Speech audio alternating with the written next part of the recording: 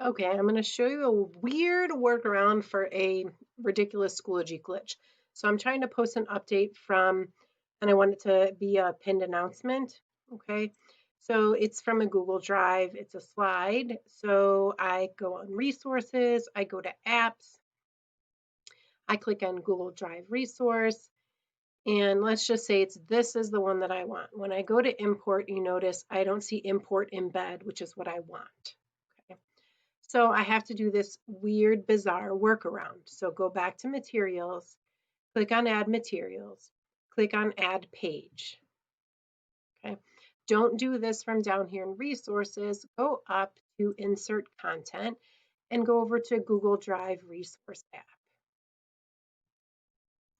Okay, when you click on something now, you should see import embed show up. So I don't need to do anything here. I'm just going to X this out, go back to updates.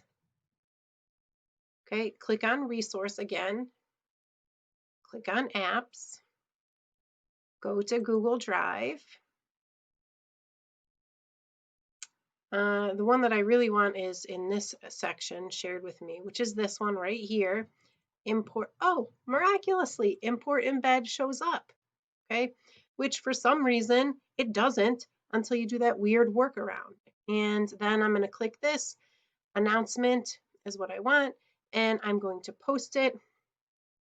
And here we go. This is the updated announcement for my 7th graders, okay?